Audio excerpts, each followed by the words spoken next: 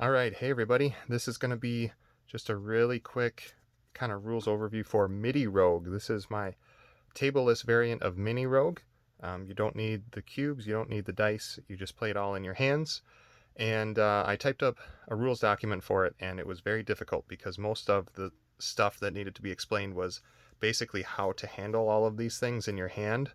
So I figured I better cut a short video just to show people that will be 100 times quicker than trying to learn it from the rulebook. So um, I'm going to assume, just like I do in the rulebook, that you've played Mini Rogue, or at least you've read through those rules. So this isn't like a rules video, it's more just how do you adapt your play, and how do you work the cards in your hand and stuff to make the Mitty Rogue version work. So how you're going to start, so I'll just go through setup here.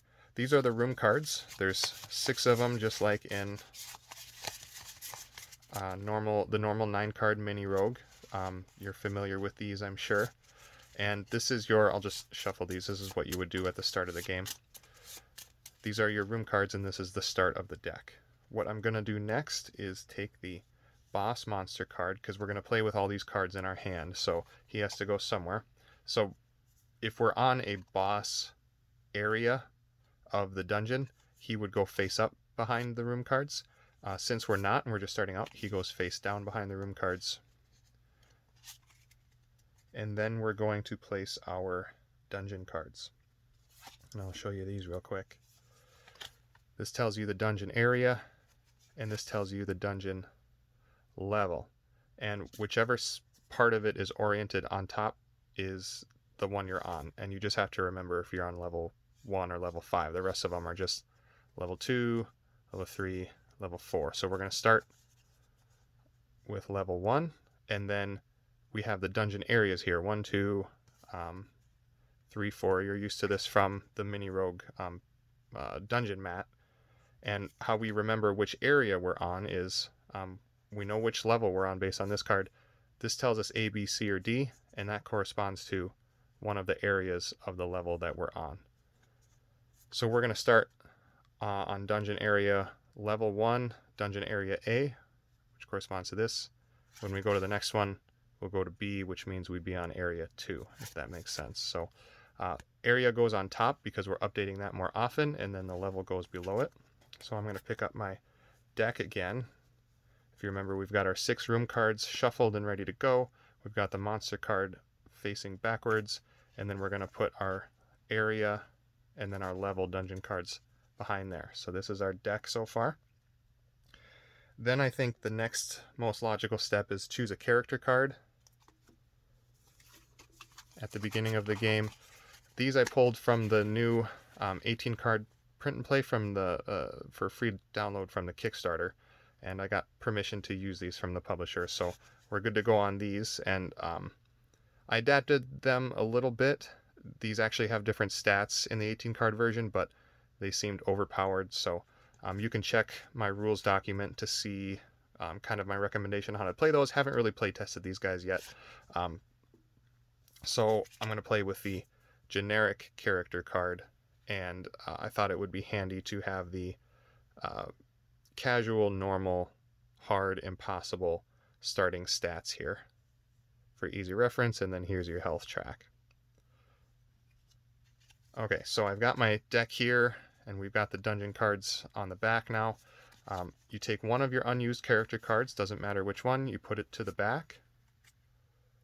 You take the next unused character card and you put that one to the back of that, but you leave it sticking out a little bit.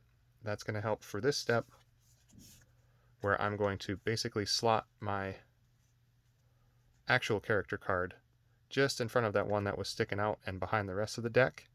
And I'm going to leave it set up here so I can remember my starting stats. But when I start the game, oops, I got it twisted around. You've got the 1 through 10 health here, and if you get above that, you got to flip it over and use that side. So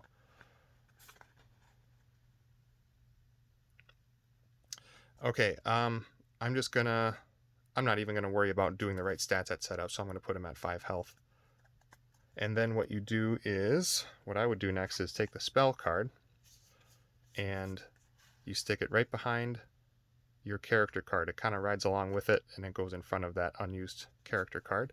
And at setup, you'll just make it flush, and then when you get a spell, you can you know, buy whatever spell you want, or whatever spell you end up getting, you just flip or rotate this card, and then if you gain another spell, you just flip or rotate and look for the combination that you have, and then you leave 2 of them revealed. So if, like, say I get a fire spell, I can leave that sticking up, and then as I'm adjusting my character's health, that just moves with it. And actually, maybe I'll play through around with you guys, so I'll try to do some decent starting stats here. So we're going to do no spells to start, and then we'll do our, I think we'll do our stat cards. So there's the 4 stat cards here.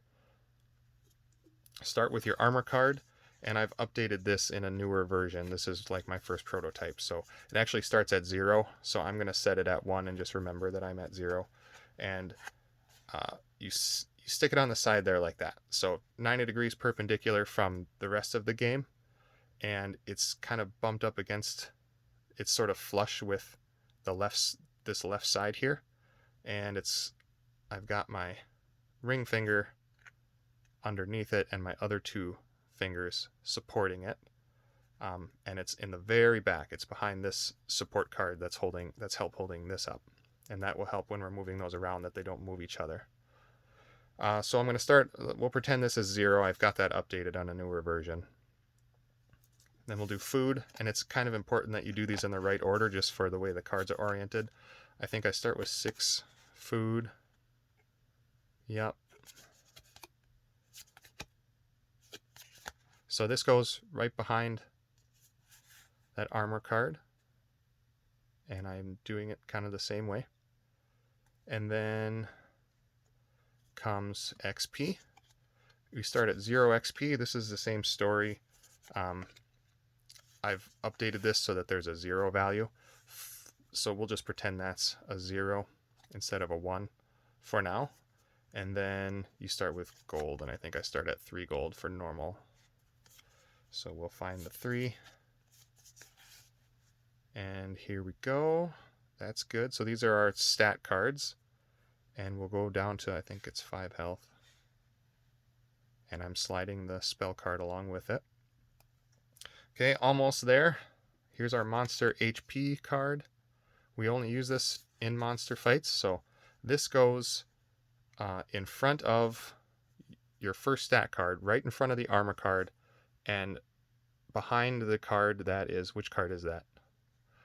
Whatever it is, behind whichever card is right in front of the armor card. So I'm going to kind of push against that armor card a little bit so that this can sneak in there. And that's the spot where I want that. And that's positioned so that when I'm moving this, it hopefully doesn't affect my other cards too much. It's got kind of its own spot there. So I'm just going to leave it sticking out about that far and not worry about it until I need to use it for a monster combat. And that's set up with your left hand. This is your ruler card. And what's unique about Mitty Rogue is the way you roll. Obviously, we don't have dice, and we're going to use the ruler card. You can see there's 1 through 6, so this is effectively our D6. And we're going to, on cards that require a roll, such as the treasure card, there's this red line here that I added. And you don't even have to really close your eyes. I just look at this card, and you place it. And I rolled a 3, because that's where it intersects. So that's how we're just going to go through it. This keeps track of your level. So we start, or your rank, I think is the right term. You start with rank 1. When we get to rank 2, we'll do this. And I think I'll just play through a level with you guys so you can see how it goes. So the treasure card, we gain 1 gold automatically. So I'm going to switch that to 4. And then I roll a d6, I think, and if I get a 5 or greater, I get to roll for an item. So roll, hey, I got a 5. So now I roll again to see which item I get. Another 5. I get a poison spell. So in the rule book, I talk about stashing cards. You're going to want to, you need your right hand a lot.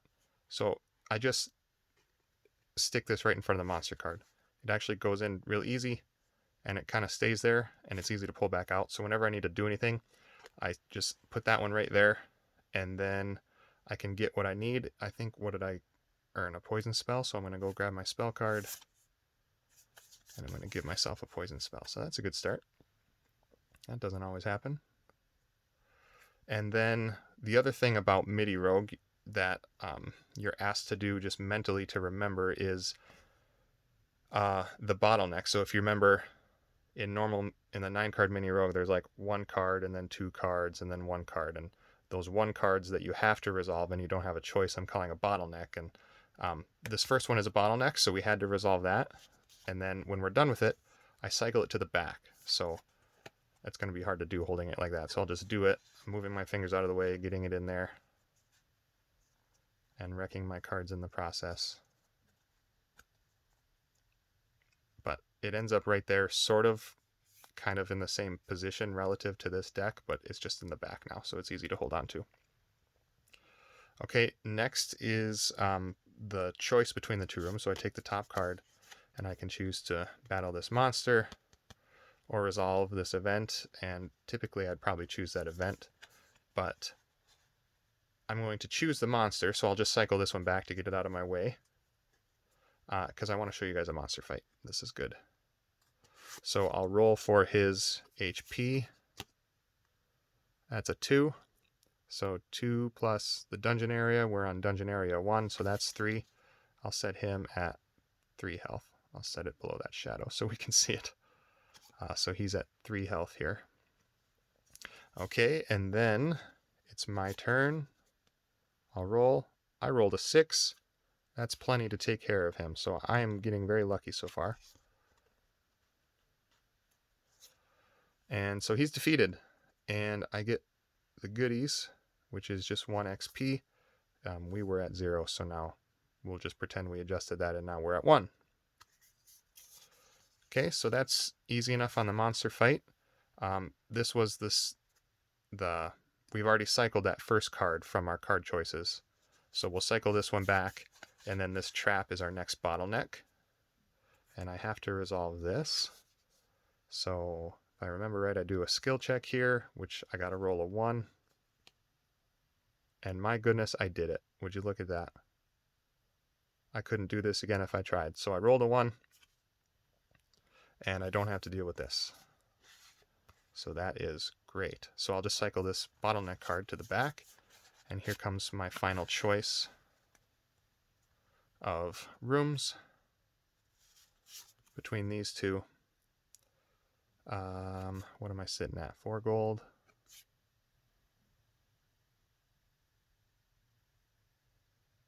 Maybe, I think I'd rather take HP, or XP, sorry. So I'll take the 1 XP, cycle this to the back to get it out of the way, and then I'll take the 1 XP to get myself to 2. This is kind of hard to do looking through my phone camera here, but okay, and that's the end of Dungeon Area 1, and this is just the other part I wanted to make sure I got to show you. This is the boss card that is irrelevant this turn, or this level, but it will be relevant next level because there's only 2 areas in this level. So I'm going to flip him over and get him ready. I'm going to stash him to get him out of my way for now, because I need to rotate my dungeon area to B so that I remember I'm on area B of level 1. So that's all I need to update there. If we were changing levels, I would just rotate this card to level 2 and then swap this back to A so that we would be on dungeon area 3. But this is a reminder that we are on dungeon area B. It's important to remember which dungeon area you're on, because it's not easy to go reference this. So like if I run into another monster, I'm going to want to just remember that I'm on dungeon area 2. I'm going to put my monster back, and he's ready, so we'll run into him next time. I'm going to leave that stashed, and this is the hardest part. So this is all a little bit of a stretch trying to manage this in your hand, but the most difficult part is getting these room cards back and shuffling. And what I do, and this is kind of one important thing I wanted to show you guys, it seems to be easier. I grab it in my right hand, so I put my thumb here, and I kind of put my finger here, because that seems to be a good place to grab it. Put my fingers right there, and then it sort of releases these room cards. I can take my other hand and just grab the room cards. They kind of just fall off. And so I've got those. Oops, hung on to one by accident. Okay, so that's how that looks. And then I swap back. So I'm gonna trade these back into my right hand. Make sure I remember my values over here in case I mess them up. Get this back into position like I'm like normal. And then the shuffling is the fun part. So I kind of use my left thumb and I do that sort of cut shuffle. And then just try not to look when it comes time to quit shuffling, so I don't pay attention to which one's on top. So I'll just look away for half a second and straighten these up a little bit and then set my deck. And I got to adjust my food since I have to eat when I go down an area. And you're ready to go for the next one.